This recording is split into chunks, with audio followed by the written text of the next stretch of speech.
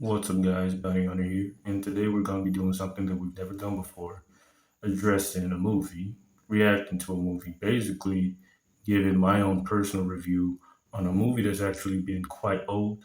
It's the Batman, Robert Pattinson's Batman. I had not watched that movie because I already lost faith in whatsoever DC Studios were doing with the DCU ever since Snyder left, right? Well before that, though, but yeah, I basically rage quit on Hollywood.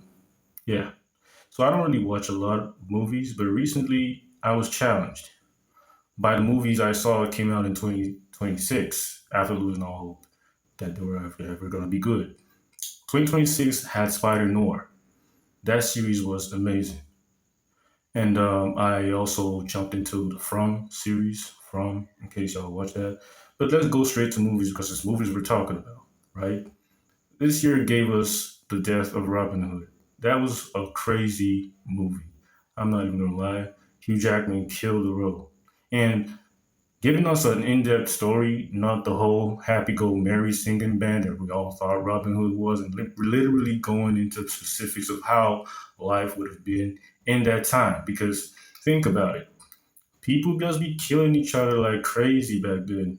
That was the medieval period. I mean, times where everybody just come on, think about it. That's realistic as hell, and I really appreciated that movie.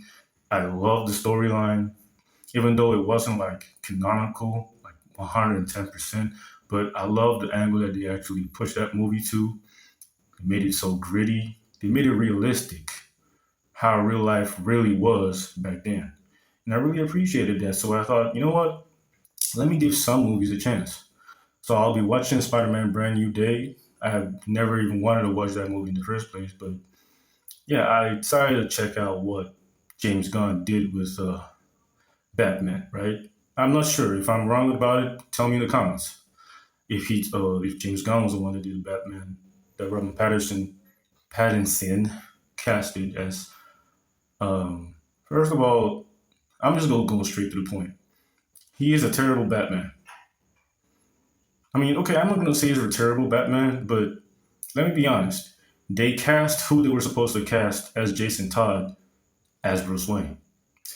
Robert Pattinson would have made a perfect Jason Todd, but yet they casted him as Bruce Wayne. Makes zero sense to me. Now, would he be a good Red Hood? Yes, he would. His entire his aesthetics, his character, his looks. I mean, it all screams Jason Todd. It all screams Red Hood. But yet they cast him as Bruce Wayne. Okay, nice going. Now, as Batman, I mean, come on, that can play a good role in a movie, any good actor can actually play Batman if they wanted to, right? But I'm gonna give him a pass. I'm gonna say he's like 70%. No, I'm not gonna give him 70%. I'm gonna give him like 50-50. He's just average as a Batman.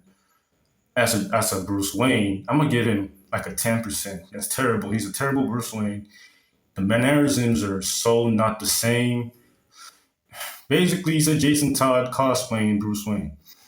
Now let's get into another character. Like that's the okay. The worst casting of that movie was not even Bruce Wayne. It was the Riddler. The Riddler was the villain of the movie, and the Riddler was in the worst state I have ever seen the Riddler in any DC comic related media. Like he's the worst Riddler to ever be played on screen. He looks more like a Diddy sex slave cosplaying as Riddler. And then the Riddler I know is very, very greedy, dark, and insane. He doesn't do the crimes he does because he's trying to fight for the greater good or trying to expose the mega corporations or the corrupt police or the corrupt government. What the fuck is that? Who thought about that bullshit? That made no sense at all.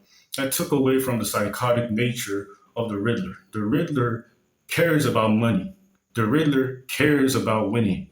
This Riddler doesn't care about any of that at all. In fact, the way he commits this crime is so it makes the real Riddler look like he's just some dummy.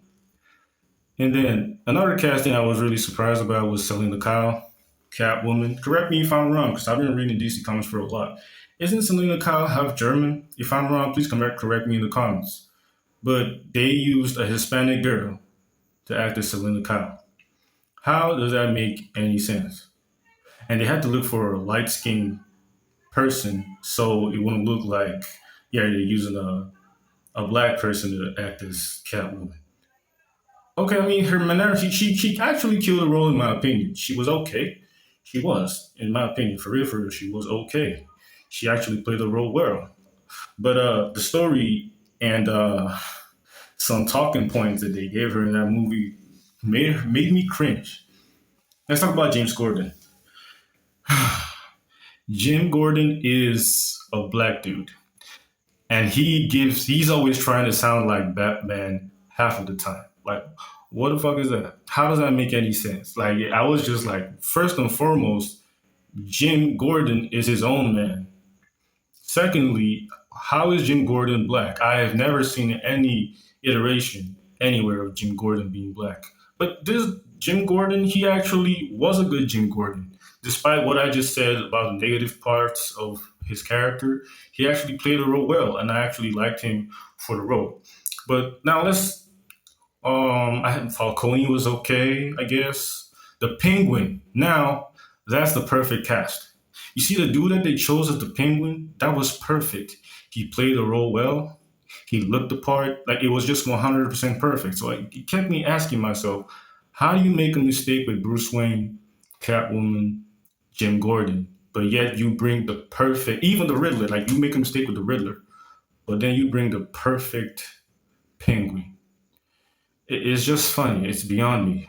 And, all right, how did the movie go? Okay, now I'm going to talk about how the movie went, in my opinion. The plot is basically the Riddler killing different people, and it seems random at first, but actually at the end of the day, they find out that all the people that he's killing are political related people, and they are all in crime.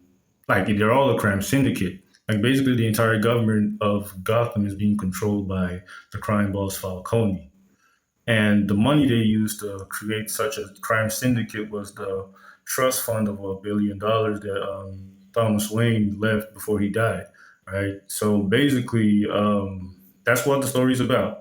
And now, Catwoman, I mean, the entire motive of the whole plot is exposing the mega corporations, the white privileged elites. I mean, it's so obvious what they're trying to do, the message they're trying to push. I mean, fine, it really does be like that in real life, but not all the time. But it's cringe. It goes off from what we expect a Batman movie to be, right?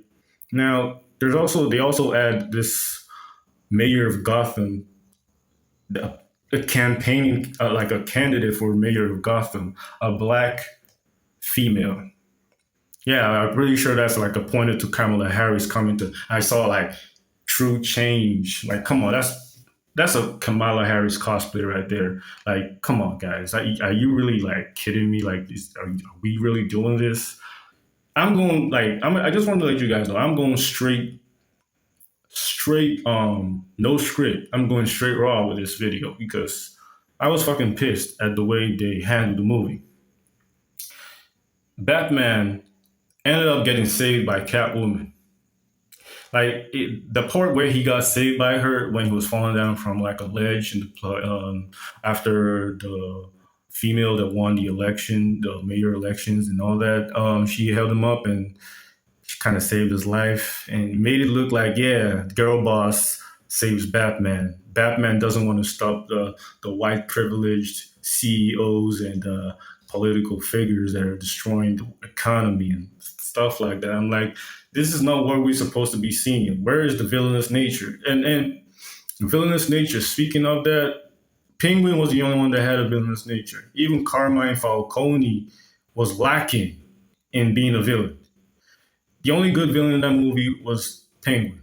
I mean, of course, the Riddler had some really good parts, like the part where he strapped a bomb to the district attorney's neck and blew him up. That all that time, like that was really awesome. But the whole point of what the Riddler was doing, the Riddler does not have a goal per se. Either he's coming after some people to do them bad. If you ask him why he's doing it, he's going to tell you because he just likes it. He just wants to do it. That is Riddler. That is who he is. But this dude doesn't do it like that. He basically starts virtue signaling, saying he's an orphan. What does Bruce Wayne know about being an orphan? Living in a house with 12 different orphans, not having food to eat, being poor, and he has to expose the elites because they're the ones taking all the money. And I'm like, bro, what? How is this a villain? How is this a villain origin story for the Riddler? Come on, man. And I got reminded, like, overall, I'm just gonna say I got reminded the reason why I quit Hollywood movies in the first place. I got reminded again, but after watching this movie. Now, Clayface is coming out. There another Batman Part Two is in the works. If this is how Part One is, I see some people glazing this movie and saying it was amazing. That's the reason why I even decided to watch it in the first place.